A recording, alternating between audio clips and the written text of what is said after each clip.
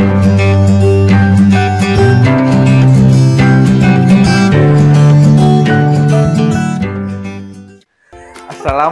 warahmatullahi wabarakatuh. Halo semuanya, perkenalkan nama saya Yugi Ramadan Fadil. Nah, di sini kita akan membahas mata pelajaran PKN modul 14 dengan tema tunduk pada negara.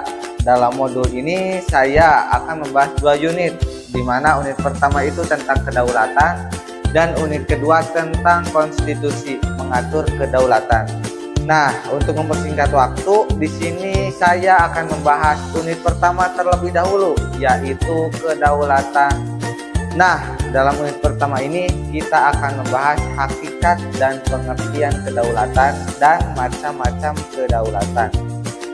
Nah, pemikiran Plato didasarkan pada anggapan bahwa ilmu pengetahuanlah yang dapat membimbing seseorang yang memegang pemerintahan dengan benar dan kembali pada keadaannya yang sempurna secara ideal. Lebih lanjutnya, Plato membedakan kekuasaan negara yang sebenarnya dalam menjalankan kedaulatan negara menjadi 2, yaitu paten dan dia. Nah, paten ini adalah kekuasaan negara untuk mengatur urusan dalam negeri dengan cara persuasi. Hal ini nantinya disebut kedaulatan ke dalam. Sedangkan dia yang berarti paksaan atau kekerasan adalah kekuasaan negara untuk urusan luar negeri yang kemudian disebut kedaulatan keluar. Nah, kemudian menurut pandangan Aristoteles, murid Plato, bahwa kekuasaan negara adalah hukum. Nah, sumber hukum kekuasaan negara yang tertinggi dinamakan kedaulatan. Kata kedaulatan ini merupakan terjemahan dari bahasa Inggris, yaitu sovereignty atau souveraineté dalam bahasa Prancis.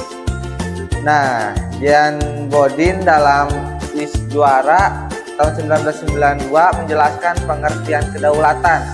Nah, kedaulatan ini adalah kekuasaan mutlak dan abadi dari negara. Nah, ini adalah contoh gambar. Ini merupakan para pencari kerja sedang memperhatikan lowongan kerja. Sebelum mencari kerja, mereka memperoleh pembekalan melalui kartu prakerja. Nah, kartu prakerja ini merupakan suatu kebijakan yang bisa menjadi pembekalan kepada para calon pekerja dan pengangguran. Nah, kemudian ada macam-macam kedaulatan. Nah, yang pertama ada teori perjanjian. Teori ini disebut juga dengan teori kontrak sosial, yang dimana tokoh yang menjelaskan teori ini yaitu Jean-Jacques Rousseau, bahwa keadaan masyarakat sebelum adanya negara dinamakan keadaan alamiah yang hidupnya secara individual, yang bebas dan sederajat serta bahagia. Selanjutnya, teori ketuhanan. Nah, teori ini dikenal dengan doktrin teokrasi atau asal mula terbentuknya negara. Teori ini digunakan untuk membenarkan atau negara monarki di daratan Eropa yang bersifat mutlak. Raja dan pemimpin-pemimpin negara hanya bertanggung jawab kepada Tuhan dan tidak kepada siapapun. Namun, perkembangan ajaran Thomas Aquinas yang memberikan sentuhan monarki demokratis, kekuasaan di tangan raja, tetapi rakyat yang menentukan kekuasaan itu. Kedaulatan Tuhan yang dijalankan oleh negara-negara monarki ini dalam perkembangannya menjadi monarki parlementer. Kepala negara dipegang oleh raja atau ratu atau kaisar, sultan atau nama lainnya. Sedangkan pemerintahannya dipegang oleh Perdana Menteri, contohnya negara Inggris dengan kepala negara Ratu Elizabeth II yang bertahta sejak tahun 1952. Dan yang terakhir yaitu teori kekuasaan. Teori ketiga ini tentang asal mula terbentuknya negara adalah teori kekuasaan. kekuasaan negara adalah bentuk dominasi dari kekuasaan kelompok yang kuat terhadap kelompok yang lemah. Terbentuknya negara karena hasil pertarungan antara kelompok etnik yang kuat dan kelompok etnik yang lemah.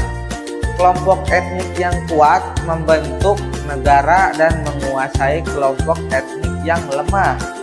Nah, hukum dibuat oleh kelompok pemenang dalam pertarungan kekuasaan. Tokoh yang mengembangkan teori kedaulatan kekuasaan ini antara lain yaitu Ludwig Gomplowitz.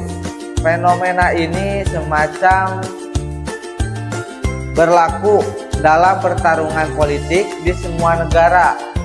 Partai politik atau kekuatan politik apapun yang memenangi pemilihan umum atau menguasai pemerintahan akan meraih keuntungan dalam menjalankan pemerintahan. Oleh karena itu, ada pendapat yang menyatakan untuk mempengaruhi jalannya pemerintahan, maka ikut bermain di dalamnya. Nah, mungkin pemaparan materi dari saya telah selesai. Kita lanjut di pertemuan berikutnya. Dadah!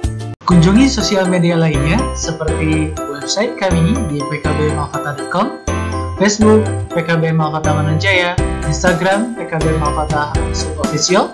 Dan terima kasih telah klik video ini. Jangan lupa like, comment, share, dan subscribe untuk menunjukkan dukungan kamu terhadap channel ini. Enjoy the video PKB Malkata.